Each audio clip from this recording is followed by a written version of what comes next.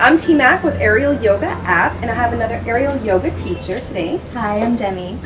Awesome. Demi is the most fantastic mala bead maker as well. Do you want to tell me the name of your company? Thank you, T Mac. It's called Mala Mystic. Like Mala with an I at the end, dot Mystic. MYSTIC. Okay, don't forget the I or the dot when you're looking her up on Instagram, all right? Thank you. Perfect. Good. So Demi's going to do a dip dye, gradiated dye today for us, and you can get any white. Make sure it's a tree coat graded aerial yoga hammock. If you want, you can get one on our website called Galaxy Lifestyle. And also just make sure it doesn't have any sort of coating, because sometimes they have coating that you won't be able to dye through. All right. So Demi is actually going to tell us what our supplies are for us to do this gradiated dye that we're going to do today.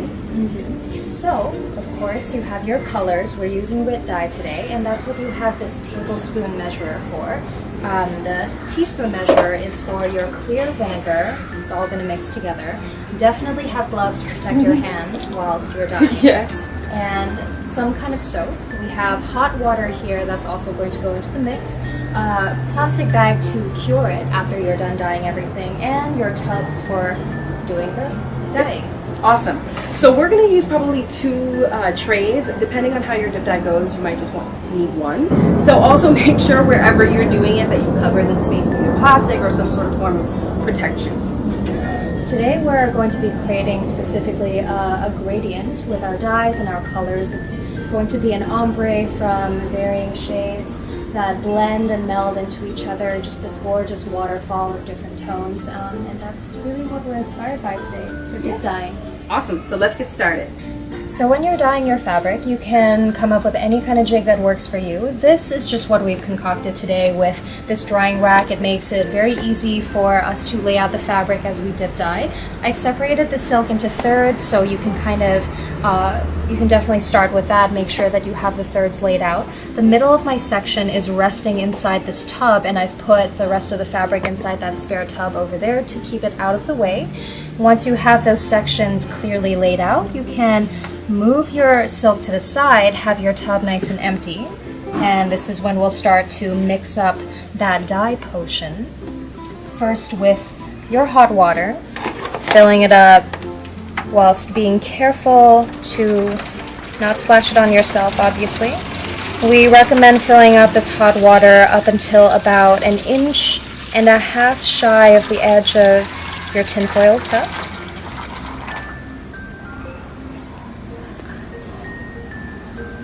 Once you have your water laid out in there, the next ingredient to add is your dye, of which there's going to be 1 tablespoonful. Measure it out carefully.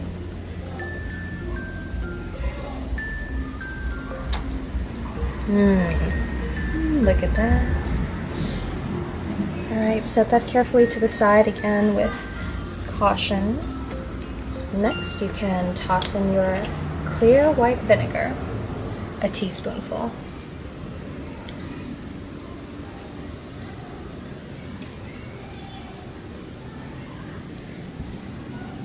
Finally, you have your soap, just a couple drops will do. I'm going to be using this spoon to just carefully mix everything all together. And there you have your dye in the tub. Alright, so we're going to begin the dip dyeing process, and what you want to keep in mind here is that the longer you leave the fabric inside the dye, the darker the color is going to get. So just keep that in mind as you're doing your swishing motion, and make sure you don't let it sit in the dye for too long. That's what creates lines for that nice even color. You just want to keep the motion going. You can expect to be doing this for around 20 minutes to get to the whole length of the fabric, so just know you're going to get your arm workout in at the same time. If there's a section that you want a particularly dark color, you may even leave that in for 30 minutes and just let that soak intentionally. So as you can see, as we go, the mix is getting lighter, and that's because the silk is picking up on all those color pigments, and what you're going to have to do throughout is just add more dye to your mix, especially if you're wanting something very vibrant like what we're doing today. Another tablespoonful should do it. And there it is again.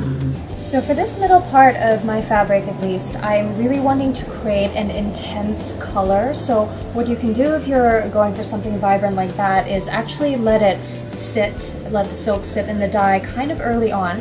What we're doing here is setting a timer for 5-minute increments. So I'm leaving quite a lot of the middle silk in the mix right now. In 5 minutes from now, I'm going to scooch it up just a little and then keep that going 5 minutes at a time, which is going to even out your gradient nicely. So just keep in mind that it's your creative vision. You can do anything you want, go with the flow, and really just be in the groove of finding whatever inspires you as you go. You can always change your plan.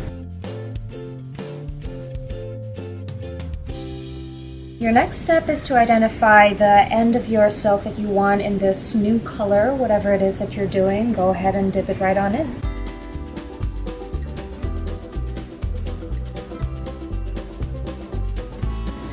Now what we have here are the two gorgeous jewel tones going on. We've got the coral up and going, the purple is soaking. As a recap, what you want to keep in mind with your dyes are that whatever sections you want most vibrant, most dark, really let that sit. Use the timing at your discretion. We have our timer going for those 5-minute sections. We're going to keep scooching them up appropriately. And what the vision is now is to have this coral end, as we discussed, and have that middle part of the purple be very deep and rich. But as we move it out of the way, this in-between section is going to be a light lavender lilac that just bleeds into the paleness of the coral.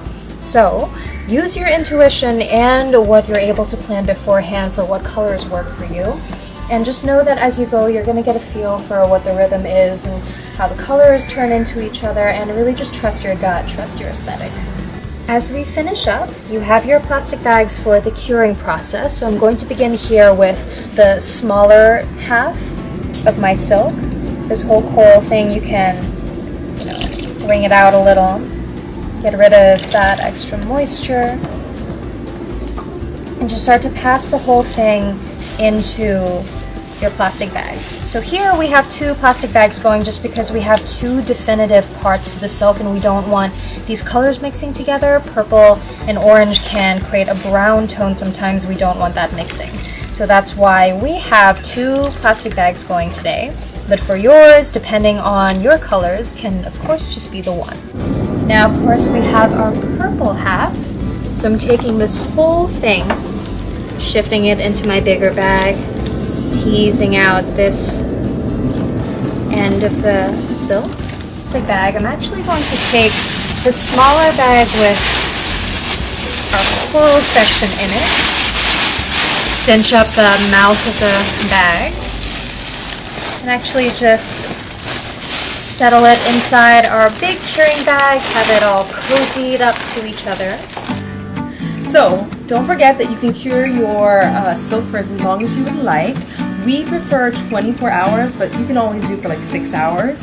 And yeah, thank you, Demi, for doing the gradiated dye. My pleasure. And remind them what your website and Instagram is. So you can find my Mala beads at Mala Mystic on Instagram for my main offerings of yoga, aerial, all that movement, goody, good stuff. You can find me at Windswept Wild on Instagram. And don't forget, you can check out our aerial yoga app. It's in the iTunes store and in Android, or just check us out on the YouTube channel. All right, have a great night. Thank you.